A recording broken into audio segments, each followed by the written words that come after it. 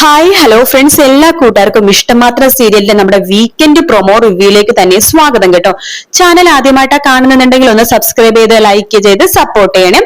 അങ്ങനെ നമ്മുടെ തിരിച്ച് ആദ്യ വീട്ടിലേക്ക് എത്തുമ്പോഴേക്കും രചനടുത്ത് നല്ല അടിപൊളി മറുപടി തന്നെ കൊടുക്കുന്നുണ്ട്. ഡാഡി ഉണ്ടായിരുന്നു, എനിക്ക് എങ്ങനെയാണ് അങ്കിള് കയറി വന്നത് എന്നൊക്കെ ചോദിക്കുമ്പോൾ രചന അവിടെ ഇല്ലാതായി പോവുകയാണ്. കാരണം ഇൻഡയറക്റ്റ് ആയിട്ട് ആദ്യം ചോദിക്കുകയാണ്, നിങ്ങൾ വിളിച്ചു വരുത്തിയതല്ലേ ആകാശങ്ങളില, അതായത് ആകാശങ്ങൾ നിങ്ങളുടെ ജീവിതത്തിലേക്ക് കയറി വന്നതല്ലേ ഡാഡിനെ മാറ്റി നിർത്തിയപ്പോ. അപ്പൊ അതൊക്കെ മനസ്സിലാക്കിയിട്ടാണ് ആദ്യം രചനടുത്ത് ഓരോന്നും ചോദിക്കുന്നത്. രചന ആകെ തകർന്നു പോവാട്ടോ. ആദ്യം വേറൊരു കാര്യം കൂടി പറയുന്നുണ്ട്, ഞാൻ നിങ്ങളിപ്പോ വെറുത്തുകൊണ്ടിരിക്കുകയാണെന്ന്. ഇതൊക്കെ കേൾക്കുമ്പോ ആകാശിന് സന്തോഷം തോന്നുകയാണ്, വേറൊന്നുമല്ല. ഹോ, താൻ വിചാരിച്ച പോലെ തന്നെ കാര്യങ്ങൾ നടക്കുന്നുണ്ടല്ലോ എന്ന്. ശേഷം ആദ്യം നമ്മുടെ ഇഷിതയുടെ മഹേഷിന്റെ അടുത്തേക്ക് പോകുന്നുണ്ട്. അപ്പൊ ചിപ്പി ഇങ്ങനെ ആദ്യനെയും കാത്തിങ്ങനെ നിൽക്കാണ്. ആ സമയത്താണ് ആദ്യം വരുന്നത്. ആദ്യം വരുമ്പോ തന്നെ ചിപ്പി വേഗം പോയി ആദ്യനെ കെട്ടിപ്പിടിക്കാട്ടോ. ഇഷിത പറയുന്നുണ്ട്, കണ്ടില്ലേ മോനെ അവളുടെ ഒരു സന്തോഷം, നീ വരാൻ വേണ്ടി അവള് കാത്തിരിക്കായിരുന്നു. ഇഷിതാമേ, അവിടെ കുറച്ച് സംസാരവും കാര്യങ്ങളൊക്കെ ഉണ്ടായിരുന്നു. എന്തു പറ്റി മോനെ, എന്താ കാര്യം? മമ്മി ഒരുപാട് കരഞ്ഞ് എന്നോട് പോവല്ലേ കോടതിയിൽ, മമ്മീനെ വിട്ടു പോവല്ലേ എന്ന് പറയണോന്നൊക്കെ പറഞ്ഞു. അപ്പോ ഞാൻ പറഞ്ഞു, ഞാൻ മമ്മീനെ ഇപ്പൊ വെറുത്തോണ്ടിരിക്കുകയാണ്. ഡാഡിയും മമ്മിയും ചിപ്പിമോളും ഞാനും മാത്രമുള്ള ജീവിതത്തിലേക്ക് എങ്ങനെയാണ് ആകാശങ്ങൾ വന്നേന്ന് ചോദിച്ചു. അവിടെ മമ്മിക്ക് മറുപടി പറയാൻ പറ്റില്ല. ഈ ആകാശങ്ങൾ വിചാരിക്കുന്ന പോലെ ഇഷിതാമേ, അയാൾ ഒരു കുറുക്കനാണ്, നല്ല ബുദ്ധിയുള്ള കുറുക്കൻ എന്ന് പറയാണ്. മോനെന്താ അങ്ങനെ പറയണത്? അതൊക്കെ പറയണെങ്കിൽ കുറെ ഉണ്ട് ഇഷ്ടമേ, ഞാൻ പിന്നീട് പറയാം എന്ന് പറയാണ്. പക്ഷെ ഒരു കാര്യമുണ്ട്, കോടതിയിൽ ഇപ്പൊ ഞാന് ഡാഡിയുടെ കൂടെ പോണെന്ന് പറഞ്ഞാലും അങ്കിളിന് വലിയ കുഴപ്പമൊന്നും ഉണ്ടാവില്ലെന്നാ എനിക്ക് തോന്നുന്നത്. അതെന്താ ഇത്രയും നാൾ നിനക്ക് പോവണ്ടെന്നല്ലേ ആകാശ് പറഞ്ഞുകൊണ്ടിരുന്നത്? ഇപ്പൊ എന്താ ഡാഡിയുടെ കൂടെ പോകണമെന്ന് ആകാശ് പറയണത്? അതറിയില്ല, അയാൾ എന്തൊക്കെയോ ആലോചിച്ച് കൂട്ടുന്നുണ്ട്. തന്ത്രശാലിയായ കുറുക്കനാണ് അയാൾ. അയാളുടെ മനസ്സിൽ അയാൾ എന്തോ പ്ലാൻ ചെയ്യുന്നുണ്ട് എന്ന് നമ്മുടെ ആദ്യം പറയുന്നുണ്ട്. ആ സമയത്ത് ഇഷിത പറയണ്ട, അത് എന്തെങ്കിലും ആവട്ടെ, നമുക്കിനി വരാൻ പോകുന്ന കാര്യങ്ങളൊന്നും ഒരുപാടൊന്നും ആലോചിച്ചു കൂടണ്ട, ഇപ്പോഴുള്ള സന്തോഷമുള്ള നിമിഷങ്ങൾ നമ്മൾ ആസ്വദിക്കണം എന്ന് ഇഷിത പറയാണ്. അങ്ങനെ മഹേഷിനെ വിളിക്കുന്നുണ്ട് ഇഷിത. ഹലോ മഹേഷ്, ഇന്ന് വർക്ക് നേരത്തെ കഴിയുമെങ്കിൽ വരണം കേട്ടോ. എനിക്കും എന്റെ 2 മക്കൾക്കും പിന്നെ വയറ്റിൽ കിടക്കുന്ന കുഞ്ഞുവാവക്കും ബീച്ചിലൊന്ന് പോകണം. മഹേഷ് വരൂ? അതിനെന്താ, ഉച്ച ആവുമ്പോഴേക്കും നിങ്ങൾ റെഡി ആയിട്ട് നിന്നോ, 2 മണിക്ക് ഞാൻ അവിടെ എത്തും എന്ന് മഹേഷ് പറയാണ്. അങ്ങനെ ഇഷിതയും മഹേഷും ആദിയും ചിപ്പിയും കൂടി ചേർന്നിട്ട് ബീച്ചിലേക്കും പാർക്കിലേക്കും ഒക്കെ പോവാട്ടോ. ആ സമയത്ത് ആദി ഇഷിതടുത്ത് പറയുന്നുണ്ട്, ഇഷിതാമേ, എന്റെ ജീവിതത്തിൽ ഏറ്റവും വലിയ സന്തോഷം ഞാൻ അനുഭവിക്കുന്നത് ഇപ്പോഴാണ് എന്ന് പറയുന്നുണ്ട്. ഇഷിതക്കും അത് കേൾക്കുമ്പോൾ വല്ലാത്ത സന്തോഷം തോന്നുവാണ്. അങ്ങനെ അവരെല്ലാവരും അടിച്ചു പൊളിച്ച് സന്തോഷത്തോടെ നിൽക്കാട്ടോ. അപ്പൊ ഇതെല്ലാം തന്നെ ആകാശ് വേറൊരു സ്ഥലത്ത് നിന്ന് ഒഴിഞ്ഞു നിന്ന് കാണുവാണ്. അതിന്റെ വീഡിയോ എടുക്കുന്നുണ്ട്, ഇവര് സന്തോഷത്തോടെ നിൽക്കുന്നതിന്റെ വീഡിയോസ് ഒക്കെ എടുക്കുന്നുണ്ട്. എന്നിട്ട് രചനക്ക് അയച്ചു കൊടുക്കാണ്, നിന്റെ മോൻ ഇനിയിപ്പോ എന്തായാലും കോടതിയിൽ നിന്റെ കൂടെ നിൽക്കാന്ന് പറയുമെന്ന് എനിക്ക് തോന്നണില്ല.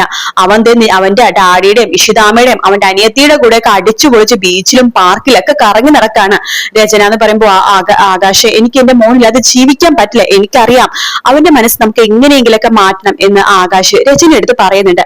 പക്ഷെ ഫോൺ വെച്ച് കഴിയുമ്പോഴേക്കും ആകാശ് വിചാരിക്കണത്, പിന്നെ അവനെ വീട്ടിൽ കൊണ്ട് നിർത്തിയാലേ എന്റെ പ്ലാനും ഒന്നും നടക്കില്ല. മാത്രമല്ല സുമിയുടെ കാര്യത്തിൽ അവൻ എന്തൊക്കെയോ സംശയം ഉണ്ട്. അതുകൊണ്ട് ഇപ്പൊ എന്തായാലും അവൻ വീട്ടിൽ വരാതിരിക്കണേ നല്ലത്. അവനെ കൊണ്ട് കുറച്ച് കാര്യങ്ങളൊക്കെ ചെയ്യാനുണ്ട്, അതൊക്കെ മഞ്ജുമിനെ കൊണ്ട് വേണം ചെയ്യിപ്പിക്കാൻ. എന്നിട്ട് അത് ആദിയുടെ തലയിലിടണം എന്നാണ് നമ്മുടെ ആകാശ് വിചാരിച്ചു വെച്ചേക്കണം കേട്ടോ. അങ്ങനെ ആകാശ് മഞ്ജുമേനെ ഫോൺ വിളിക്കുന്നുണ്ട്. ഹലോ മഞ്ജുമ. ആ ആകാശ് സാർ അല്ലേ? അതെ, ഞാൻ നിന്റെ അക്കൗണ്ടിലേക്ക് ഒരു 50,000 രൂപ ഇട്ടിരുന്നു. ആണോ? ഞാൻ കണ്ടില്ല. അതെ ഇട്ടിരുന്നു, നീ എനിക്ക് ചെറിയൊരു സഹായം ചെയ്യണം. എന്താന്ന് ആകാശ് സാർ പറഞ്ഞു, ഞാൻ ചെയ്തോളാം. അതെ, ഇഷിതേനെ തിന്നി വീഴ്ത്താൻ ഒന്ന് പറ്റുമോ?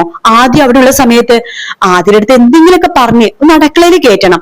എന്നിട്ട് ആദ്യം അടുക്കളയിൽ നിന്ന് ഇറങ്ങുന്ന സമയത്ത് നീ അവിടെ എണ്ണയോ സോപ്പ് പതയോ എന്തെങ്കിലുമൊക്കെ ഒഴിക്കണം. എന്നിട്ട് അത് ആദ്യം രീതിയിൽ വരുത്തി തീർക്കണം. മനസ്സിലായോ? പക്ഷെ ഇഷിത വീഴുകയും ചെയ്യണം. എങ്ങനെയുണ്ട്? മനസ്സിലായോ? ഞാൻ പറഞ്ഞത് മനസ്സിലായല്ലോ അല്ലെ? കറക്റ്റ് ആയിട്ട് ചെയ്യുമല്ലോ അല്ലെ? എന്റെ ആകാശ് സാറേ, ഇത് ഞാൻ എപ്പ ചെയ്തെന്ന് ചോദിച്ചാ പോരെ?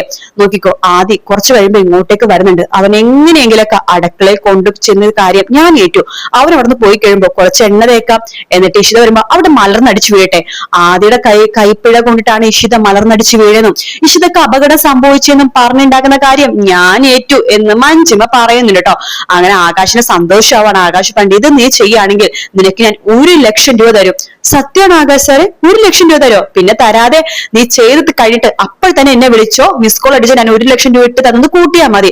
ഓ, എങ്കിൽ എന്നെ ഇപ്പത്തെ ചെയ്തെന്ന് വിചാരിച്ചാൽ മതി ആകാശ് സാറെ എന്ന് പറഞ്ഞിട്ട് മഞ്ജുമ ഫോൺ വെക്കാണ്. മഞ്ജുമ കുറെ പൈസ വാരും. അജിത്തിനെ വിളിച്ചിട്ട് കറങ്ങാനൊക്കെ പോണം, അജിത്തിന്റെ സമ്മാനം കൊടുക്കണം എന്നൊക്കെ മഞ്ജുമ മനസ്സിലിങ്ങനെ വിചാരിക്കുന്നുണ്ട് കേട്ടോ. അങ്ങനെ നമ്മൾ ആദ്യം ഇഷിതയൊക്കെ തിരിച്ച് വീട്ടിലേക്ക് വരുന്നുണ്ട്. ആ സമയത്ത് നമ്മുടെ ഇഷിത ഓരോരോ പണി കാര്യങ്ങളിലൊക്കെ നടക്കായിരിക്കും. ആദ്യം അടുത്ത് പറയുന്നുണ്ട് ചിപ്പി ഇന്നൊരു ദിവസം ഇവിടെ നിൽക്കാൻ വേണ്ടി പറയാണ്.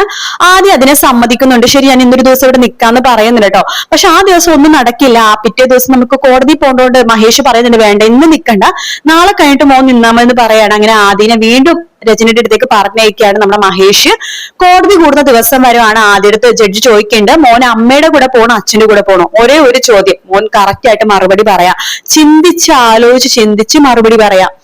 ആദ്യം പറയണ്ട് എനിക്ക് എന്റെ ഡാഡിയുടെ കൂടെ പോയാൽ മതി. അതിന് രണ്ട് കാരണമുണ്ട്. എന്റെ മമ്മിയുടെ കൂടെ ഞാൻ ഇത്രയും നാൾ നിന്നത്. മമ്മിയുടെ കൂടെ നിന്നാൽ ഞാൻ എന്താകുമെന്നും അവസാനം ഞാൻ എങ്ങനെയായി തീരുമെന്ന് എനിക്ക് നന്നായിട്ട് അറിയാം. എനിക്കൊരു ഭാവി ഉണ്ടാവില്ല, എനിക്കൊരു ജീവിതം ഉണ്ടാവില്ല. എന്നെ ആളുകൾ പറഞ്ഞ് കളിയാക്കും. ഞാൻ ഭാവിയിൽ ചിലപ്പോൾ വേറെ എന്തെങ്കിലുമൊക്കെ ഒരു മാനസികാവസ്ഥയിൽ കടന്നു പോകും. പക്ഷെ എന്റെ ഡാഡിയുടെ കൂടെ ഞാൻ പോകുന്നുണ്ടെങ്കിൽ ഞാൻ നല്ല രീതിയിൽ ജീവിക്കും, നന്നായിട്ട് പഠിക്കും, നല്ല ജോലി സമ്പാദിക്കും. ഇഷിതാമ്മയും ഡാഡിയും നല്ല മനസ്സുള്ളവരാണ്. മാത്രം നല്ല കാര്യങ്ങൾ മാത്രം ചെയ്യാൻ പ്രാപ്തിയുള്ളവരാണ്. അവരുടെ കൂടെ നിന്ന് ഞാൻ നല്ലത് മാത്രമേ ചെയ്യുള്ളൂ. അതുകൊണ്ട് എനിക്ക് അവരുടെ കൂടെ പോയാൽ മതി എന്ന് പറയാണ്. ആദ്യയുടെ ആ ഒരു തീരുമാനം കോടതി മുഖവിലക്ക് എടുക്കുകയാണ്. പറയുന്നുണ്ട് ഈ കോടതിയിൽ ഇതിന്റെ വിധി 10-ാം തീയതി പറയാന്ന് പറയാണ്.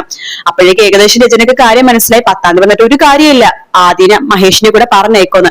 മഹേഷ് ആണെങ്കിൽ ആദ്യനെ കോടതി കഴിയുമ്പോ തന്നെ കെട്ടിപ്പിടിക്കാട്ടോ. ഇതിന്റെ സന്തോഷത്തിന് നീ വീട്ടിലേക്ക് വാ, നമുക്ക് പായസം ഉണ്ടാക്കി അടിച്ചു പൊളിക്കാമെന്ന് പറയണം. അങ്ങനെ പായസത്തിന് വേണ്ടിയുള്ള കാര്യങ്ങൾ ചെയ്യുന്നുണ്ട്. അപ്പോ മഹേഷും ആദ്യം ചിപ്പിയും കൂടി പായസം ഉണ്ടാക്കാം, ഇഷിത അടുക്കളയിലേക്കേ വരരുതെന്ന് പിള്ളേര് പറയാട്ടോ. അങ്ങനെ പായസം എന്തൊക്കെയോ ഉണ്ടാക്കാൻ വേണ്ടി അടുക്കളയിൽ കയറുന്നുണ്ട്. അങ്ങനെ ആദ്യയുടെ കയ്യിൽ നിന്ന് എന്തൊക്കെയോ ചെറുതായിട്ട്, ആദ്യയുടെ കയ്യിൽ നിന്നല്ല മഞ്ജുമ ആയിരിക്കും നിലത്തേക്ക് എന്തെങ്കിലും ഒഴിക്കണത്. പക്ഷെ അത് ആദ്യയുടെ കൈ കൊണ്ടിട്ട് വീണെന്ന് മഞ്ജുമ പറഞ്ഞുണ്ടാക്കാണ്. എന്നിട്ട് ഇഷിത അവിടെ മറിഞ്ഞു വീഴുകയും ഇഷിതക്ക് വയറുവേദന എടുക്കുകയും ഇഷിത വയറുവേദന എടുത്തിട്ട് പെടയുമാട്ടെ. കാരണം മാസം തികഞ്ഞിട്ട് പോലുമില്ല. ഇഷിതക്ക് 6 മാസം ആയിട്ടേ ഉള്ളൂ. അങ്ങനെ ഇഷിത പെടഞ്ഞ് ഇരിക്കുകയാണ്. അപ്പൊ സ്വപ്നവല്ലിയും രാമനാഥൻ അത് കാണുകയും ഇഷിതനെ പൊക്കിയെടുത്തോണ്ട് ഹോസ്പിറ്റലിൽ എത്തിക്കുകയും ചെയ്യുന്നുണ്ട്. അപ്പൊ ദേവിക ഡോക്ടർ പറയുന്നുണ്ട് ഞാൻ നിങ്ങൾക്ക് പറഞ്ഞിട്ടില്ലേ ഒരു 100 വട്ടം സൂക്ഷിക്കണോന്ന്. എന്തായാലും നമുക്ക് ദൈവത്തോട് പ്രാർത്ഥിക്കാം വലിയ കുഴപ്പമൊന്നും ഉണ്ടാവാതിരിക്കാനായിട്ട് എന്ന് പറയാണ്. അങ്ങനെ ഇഷിതയുടെ കാര്യങ്ങളൊക്കെ ചെയ്യുന്നുണ്ട്. ഇഷിതക്കൊന്നും സംഭവിക്കില്ലായിരിക്കും. ഇതിന്റെ തെലുങ്ക് വേർഷനിൽ ഇഷിതര ഫസ്റ്റ് കുഞ്ഞെ നഷ്ടപ്പെടുന്നുണ്ട് കേട്ടോ. പക്ഷെ മലയാളത്തിൽ അങ്ങനെയല്ല. പക്ഷെ മലയാളത്തിൽ ആ പ്രണയം എന്ന് പറഞ്ഞ സീലുണ്ടല്ലോ, അതിൽ പെട്ടെന്ന് ക്ലൈമാക്സ് ആക്കാൻ വേണ്ടിയിട്ടായിരിക്കും അവർ ആ ഭാഗം ഒന്നും ഇടാതിരുന്നത്. എന്തായാലും ഇതിന്റെ ഒറിജിനൽ വേർഷനിൽ ഇഷിതര ഫസ്റ്റ് കുഞ്ഞ് നഷ്ടപ്പെടുന്നുണ്ട്. പിന്നീട് കുറെ നാൾ കഴിഞ്ഞാണ് ഇഷിതക്ക് 2ാമത്തെ കുഞ്ഞാവുന്നത്. അപ്പൊ ഇതില് ഇനി തെലുങ്ക് വേർഷൻ ആയിട്ടാണ് ഇവരിത് കൊണ്ടുവരുന്നുണ്ടെങ്കിൽ, അതായത് മലയാളം അല്ല തെലുങ്ക് ആയിട്ടാണ് ഇവര് ഫുൾ റീമേക്ക് ചെയ്യണമെങ്കിൽ ഈ കുഞ്ഞ് ചിലപ്പോൾ നഷ്ടപ്പെടായിരിക്കും. പക്ഷെ അങ്ങനെ മലയാളത്തിൽ അങ്ങനത്തെ ക്രൂരമായിട്ടുള്ള കാര്യങ്ങളൊന്നും കാണിക്കില്ലായിരിക്കും. അതുകൊണ്ട് തന്നെ എന്തായാലും ആദ്യയുടെ തലയിലാണ് ഇത് വന്ന് വീഴാൻ പോണത്. മഞ്ജിമ ആ രീതിയിലായിരിക്കും കാര്യങ്ങൾ അവതരിപ്പിക്കാൻ പോണത്. പക്ഷെ ആദ്യം ഇത് അറിഞ്ഞിട്ടേ ഇല്ല. പക്ഷെ ആദ്യക്ക് പോലും തോന്നും താൻ കാരണമാണോന്ന്. ആ രീതിയിലാണ് കഥയുടെ പോക്കട്ടോ. എന്തായാലും നമ്മുടെ വീക്കെൻഡ് പ്രൊമോ നല്ലൊരു പ്രൊമോ ആയിരുന്നു. കുറച്ച് വിഷമം ഉണ്ടാക്കണമെങ്കിലും ഒരുപാട് ട്വിസ്റ്റ് ഉള്ള പ്രൊമോ ആണ് വന്നിരിക്കുന്നത് കേട്ടോ. വീഡിയോ ഇഷ്ടപ്പെട്ടാൽ ലൈക്ക് ചെയ്യുക, സബ്സ്ക്രൈബ് ചെയ്യുക, കമന്റ് ചെയ്യുക. മറ്റൊരു വീട്ടിൽ കാണാൻ. Take care, bye bye.